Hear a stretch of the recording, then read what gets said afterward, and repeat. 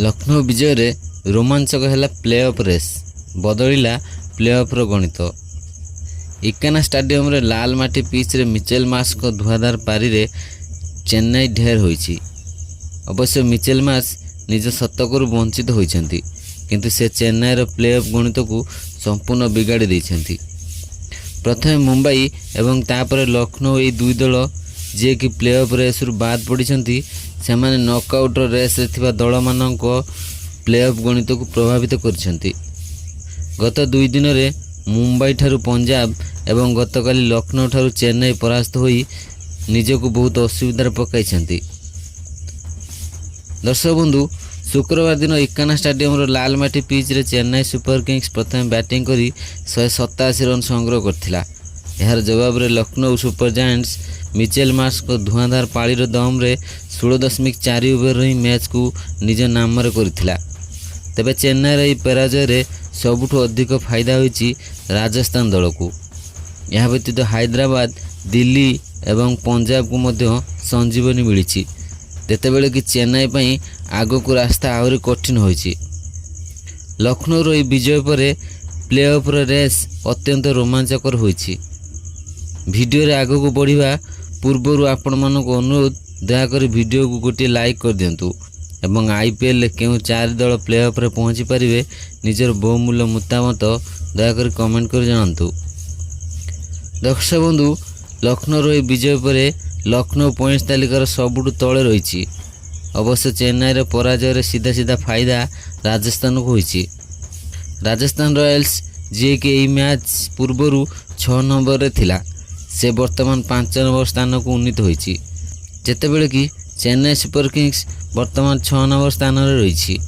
एही पराजय रे चेन्नई रे रन रेट रे मध्य बहुत प्रभाव पड़िछि।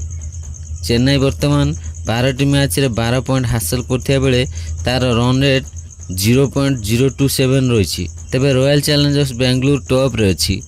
बेंगलुरु 12टी मैच रु 8टी विजय सहित 16 पॉइंट रे अछि एवं बेंगलुरु रन रेट 1.053 अछि। तेबे द्वितीय रे गुजरात अछि। गुजरात रन रेट 0.0551 अछि। गुजरात मध्य 12टी मैच खेली एवं 16 पॉइंट हासिल करिछि। तृतीय स्थान रे हैदराबाद रही। हैदराबाद 12टी मैच रु 7टी विजय सहित 14 पॉइंट हासिल करिछि, जेतेबेले कि 12टी मैच रु 13 पॉइंट हासिल करी पंजाब हैदराबाद तल को 4 नंबर स्थान रे रही। यह तल को राजस्थान 11टी मैच रु 12 पॉइंट सह 5म स्थान रे रही। दिल्ली कैपिटल्स मध्य एबे भी रेस रे रही। दिल्ली 12टी मैच रु 5टी विजय सह 10 पॉइंट हासिल करी 7 नंबर स्थान रे रही, जेतेबेले कि कलिकता 11टी मैच रु 9 पॉइंट हासिल करिछि। तेबे एही पराजय परे प्ले ऑफ रेस रे समीकरण एही भली होईछि। यदि चेन्नई निजर बाकी 2 मैच जीति जाए तो से 16 पॉइंट पर्यंत ही पहुँची पारिबो। यार अर्थ एमिति भी हेबो कि हैदराबाद 16 पॉइंट रे एवं गुजरात 18 पॉइंट रे ही रहिबे, काहेकि ना चेन्नई को वर्तमान निजर बाकी 2 मैच यही 2 दल सहित ही खेलिबाकू पड़िबो, जेतेबेले कि पंजाब रो वर्तमान आरसीबी एवं लखनऊ विरुद्ध रे मैच बाकी रही। यदि पंजाब 2टी जाक मैच जीते तेबे 17 पॉइंट पर्यंत ही पहुँची पारिबो, किंतु गोटिए पराजय भी ताकू 15 पॉइंट रे अटकाई देबो एवं ताहार प्ले ऑफ रेस रे बाहरिबा निश्चित हो जिवो।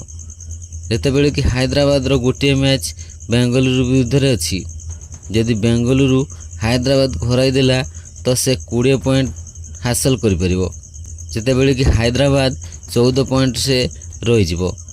वर्तमान सबुठु भल स्थिति रे अछि राजस्थान रॉयल्स। राजस्थान वर्तमान 3टी मैच बाकी थिबा बेले ताकू दिल्ली, लखनऊ एवं मुंबई विरुद्ध रे मैच खेलिबार अछि। राजस्थान निजर परवर्ती मैच जितिबो तो दिल्ली प्ले ऑफ रु बाहर हो जिवो, जेतेबेले कि मुंबई एवं लखनऊ प्रथम रु ही प्ले ऑफ रेस रु बाद पड़ी सारिछंती। तेबे एमिति रे भी तांकर पराजय रे कौनसी प्रभाव पड़िबो नाही।